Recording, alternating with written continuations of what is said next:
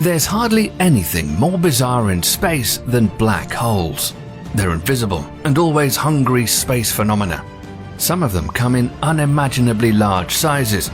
In fact, black holes can eat up so much matter that they keep growing nearly infinitely. So how are black holes different from what we imagine? What's the largest one that we've ever discovered? And how much bigger can they grow?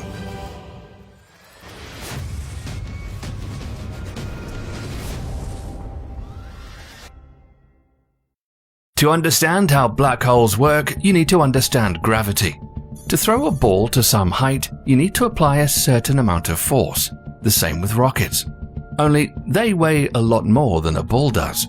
A rocket's speed has to be greater than the gravitational attraction of the Earth. And this speed-to-gravity ratio is known as the escape velocity.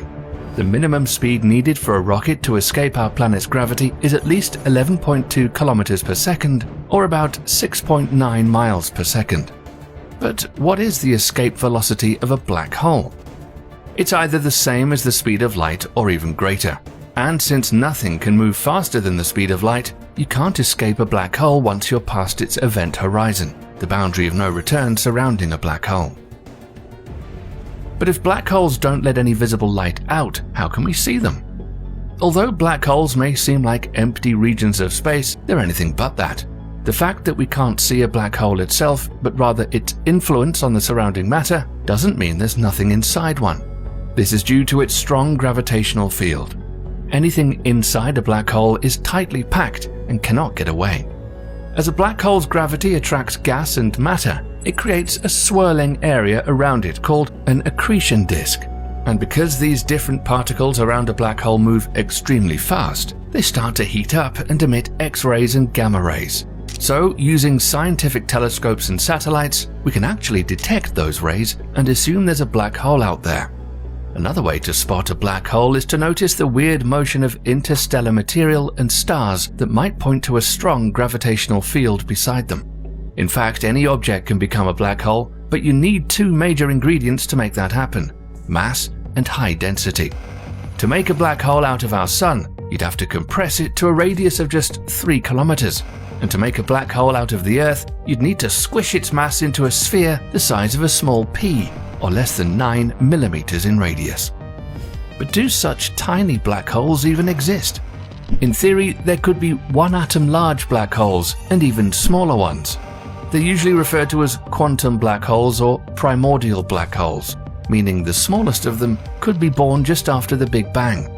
But if these tiny black holes existed, they would have been harmless, evaporating instantly after their creation, as they'd be much hotter than our Sun. Some scientists speculate that primordial black holes could be one of the components of dark matter. But let's leave hypothetical primordial black holes behind and get down to the type of black holes we've been able to observe. We know that stellar black holes exist for sure, and they're usually formed when a massive star explodes with such power that it shines brighter than an entire galaxy of stars. The phenomenon is called a supernova. Now, similar to how we measure distance in space, which is the distance from Earth to the Sun, scientists use solar mass as a unit to measure the most massive objects in space, including black holes. And the mass of an ordinary stellar black hole is about 3 to 10 solar masses. Cygnus X1 is just an example of a stellar black hole, and the first one we've discovered. Cygnus X1 is located in our galaxy roughly 7,000 light-years away from Earth. But what's interesting about it is that it spins nearly at its maximum rate, which is 800 times per second. Even though Cygnus X1 has 21 solar masses, it's still quite a small representative of black holes. Next come intermediate mass black holes, and their name speaks for themselves. For a long time, intermediate mass black holes were a missing gap for understanding black hole evolution, but soon everything might change. This type of black hole is already larger by a lot, as it can have a mass that's hundreds to thousands of times bigger than that of our Sun. In 2006, astronomers stumbled across powerful X-rays, and as you already know, it's one way to detect black holes hiding from our view. These X-rays were tracked to a dense star cluster in another galaxy, and based on the luminosity of the received signal, a black hole is estimated to be about 50,000 solar masses. While scientists still don't know if it's an intermediate mass black hole for sure, lots of signs are there. 50,000 solar masses may look like a big number, but that's almost nothing on a scale of supermassive black holes. One of those, as with most galaxies, sits right in the middle of the Milky Way. Sagittarius A star has a mind-boggling 4.6 million times more mass than the Sun. But it's only 17 times larger. In fact, it's not that big.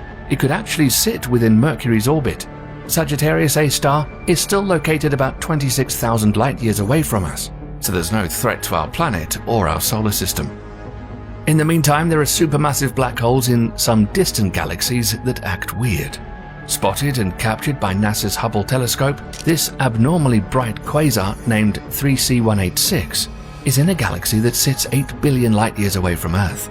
Now, we already know that the central parts of most galaxies contain a supermassive black hole. But what astronomers found out about this black hole is it's not quite in the middle. In fact, it's located approximately 35,000 light-years away from the center of its galaxy, and that's further than our Sun is from the center of the Milky Way. So what could possibly move a black hole that weighs more than 1 billion suns? Scientists believe that about 1 to 2 billion years ago, there was a collision of two galaxies. As they collided, the central black holes of the two galaxies started to circle each other and eventually merged into one, creating powerful gravitational waves. As a result, a newly formed black hole was harshly kicked out in the direction opposite from the strongest gravitational waves. The power of such a kick was so immense, it could be compared to 100 million supernovae exploding all at once. 3C186 still keeps moving away at the speed of 7.5 million kilometers per hour. At this speed, it could travel from our planet to the Moon in roughly 3 minutes. The new black hole that was born should be much larger than 1 billion suns, but so far we have no idea how massive it could be. To grow that big, black holes need to feed on tons of stars. But don't misinterpret that. They're not space vacuum cleaners. If our Sun was suddenly replaced with a black hole having the exact same mass, there would be no change in the Earth's orbit, and we wouldn't be swallowed up by it, since its radius would be just 3 kilometers, so we'd have to be much closer to it than we currently are. Supermassive black holes are already hard to comprehend, but they're miniature compared to ultramassive black holes. One of the largest and most massive black holes ever discovered in this category would make Sagittarius A star look like a small asteroid placed next to our Sun. Within the huge galaxy Holm 15A, home to roughly 2 trillion solar masses, lies a black hole 40 billion times more massive than our Sun. To compare, it's more than half of the stars in our galaxy put together.